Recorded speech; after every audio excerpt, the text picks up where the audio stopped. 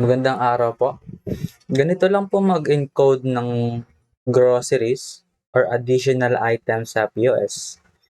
Gagawin lang, click lang po yung menu sa taas, itong tatlong horizontal lines. Yan po yung ating menu button.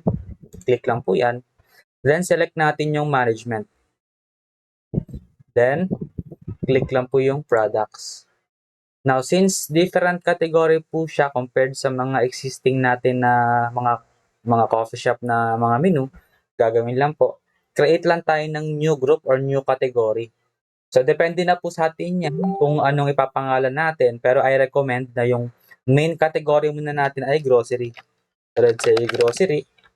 Ayan. Or groceries. Enter or save. Automatic po yan mag-alphabetical kapag na-refresh natin. So, ito na po yung ating groceries. Now, we want to add po yung multiple na subcategory under the grocery category. Kasi yung grocery yung pinaka-main umbrella niya. Pero meron pa siyang subcategories. Ganito yung sample niyan. Pag kinilik ko tong shake and smoothie, meron pa siyang mga subcategory na chill juice, lemonade shake. So ganun siya. Pag meron siyang plus, meaning meron siyang subcategory. Pero kapag yung let's say yung dessert lang, pag kinilik ko yung dessert, automatic na siya agad na custard halo-halo. So ganun din yung gagawin natin sa grocery. Kasi iba-iba yung category ng grocery. May mga coffees, may mga milk, mga ganyan, mga canned goods. So yun yung mga subcategory niya.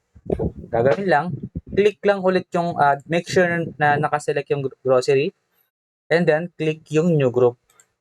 And then input lang yung subcategory niya, let's say na nga yung canned goods, save or enter. Then click ulit yung grocery, make sure na i-click ulit yung grocery. Then new group, then let's say mga powdered coffee. Then click ko ulit yung grocery. So bakit need siya i-click yung grocery? Kasi kapag nag-new group ako diretso, tapos nag-add ako ng cigarettes for example, ma-under yung cigarettes, magiging subcategory siya ng powdered coffee. So hindi siya tama. So edit lang natin siya. Dapat naka-under siya sa products na, dapat dito siya sa products. So para hindi tayo mahirapan, i-delete na lang natin siya. So click natin yung delete group. Then, i-click natin yung grocery, then yung group na. So, grocery. Ayan. So, cigarettes. Ayan. O kaya yung, click ulit yung grocery, then, add naman tayo na, let's say, yung mga gin or yung mga beverages, ganyan. Beverages. Ayan, beverages. And then, kapag mag-add na tayo ng specific item under the beverages na category, click lang natin yung new product. Ito na yung specific item. So, let's say, yung Yakult. Tapos, using the barcode scanner, i-scan lang yung pinaka barcode niya. So, magbibip yun. So, i-scan lang. Meron namang sariling barcode yung mga items. So, kung walang sariling barcode yung item, okay lang siya na i-skip. I-search na lang natin siya using yung product name niya. Then, by the way, sa name, make sure na i-include yung ml niya or yung grams niya. So, let's say, 20 ml yung Yakult. Ayan. Then, yung kanyang barcode, let's say, in-scan natin. So, yan yung barcode niya. Then, diretso na po tayo ng price and tax. Tapos, ilagay na po natin yung cost. Let's say, ang cost niya is 10 pesos. Ang kanyang selling price is 15. So, automatic magko-compute yung kanyang markup.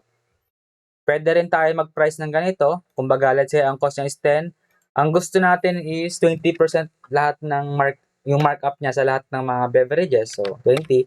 So, automatic na 12 pesos yung kanyang selling price. So, nag-change siya either way. So, click lang yung save once done.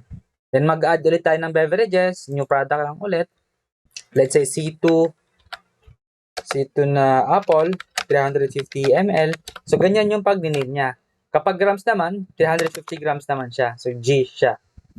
Need i-input yung details ng product kasi ito yung lalabas sa resibo. So, kasi kung C2 lang nilagay mo, pag na-print yun sa resibo, C2 lang lalabas. Hindi alam ni customer kung apple ba yon or or orange or something. So, dapat ganyan siya. C to apple na 350 grams. So, dapat aware din siya na 350 grams yun, hindi 1 liter. Then, i-scan ulit yung barcode niya. Let's say, ito yung barcode. Then, yung price niya.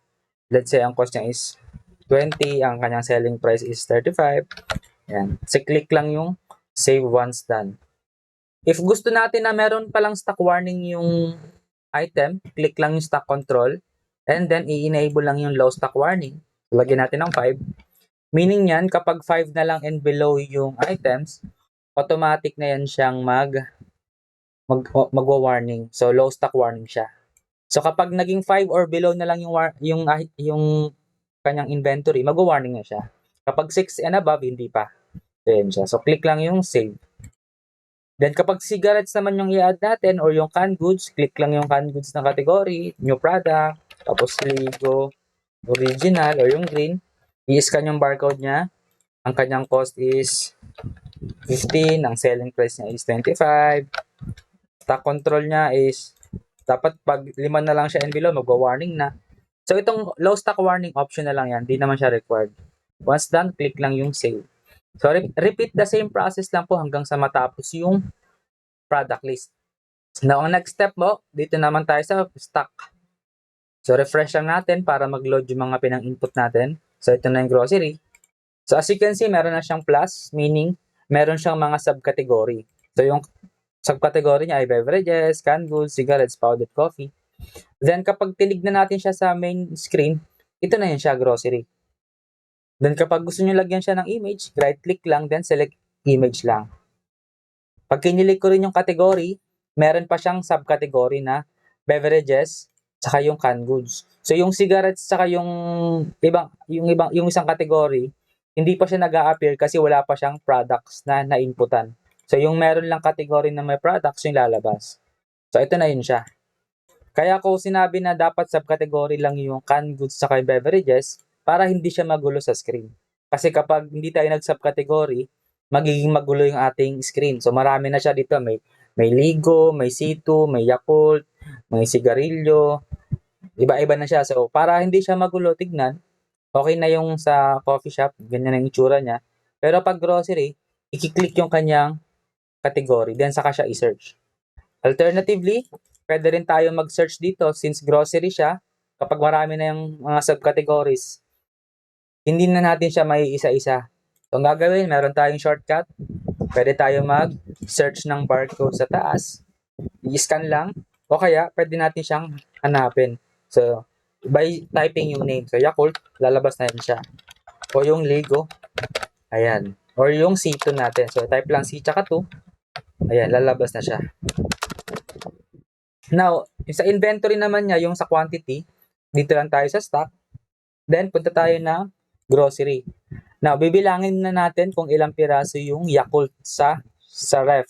So, let's say meron tayong 20 pieces. So, click lang yung quick inventory. 20. Then, yung C2 meron tayong 20. Sa Ligo naman, meron din tayong 20. Ayan. Gawa tayo ng sample sa Ligo, no? Gawa tayo ng transaction. So, let's say si Ligo, bumili si customer ng 15 pieces. So, click lang yung quantity. 15. Payment. Bayad siya ng 500. Enter. Ito na yung low stock warning niya na kapag 6 na lang siya or 5 na lang siya and below, meron na po siyang low stock warning. Ayan. Then magsisend po ako ng separate na video later kapag magre-restock na tayo. Kasi paubos na yung ating Ligo sa grocery. I-send ko yung next na video natin na yung magre-restock naman tayo. So let's say nag-restock tayo ng 20 pieces, hindi na po siya quick inventory 25. Hindi po ganun yung tamang way. Though pwede po siya technically, pero ang gusto natin yung automatic siyang mag-add on top sa 5. So, yan siya. Yun po yung next video po natin.